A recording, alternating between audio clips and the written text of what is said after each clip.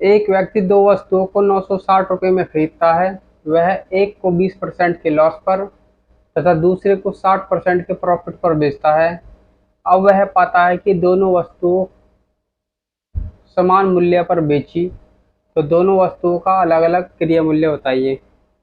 देखिए, दो वस्तु हैं, 960 रुपये में खरीदता है। वस्तु ए है और वस्तु बी है। मतलब एक वस्तु ए को ए रुपये में और इसको बी को बी रुपये में खरीदता है। इसका अब क्या करता है, वो इसको ए को 20% के लॉस पर बेचता है और इसको 60% के प्रॉफिट पर बेचता है। तो जब ए है, इसमें 20% कम हो गया, तो इसका मतलब है कि ए का 80%, ए का 80%, 80% ऑफ ए, और ये हो गया 160% ऑफ बी। परंतु वो पाता है कि जब ये एसपी मतलब सेलिंग प्राइस है, ये इनके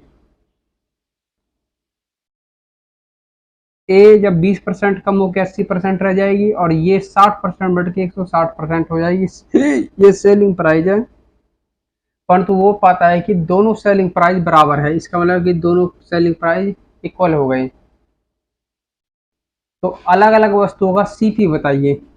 सीपी के लिए देखिए, ऐसे कह सकते हो 80% है, तो 80% of A equal to 160% of B.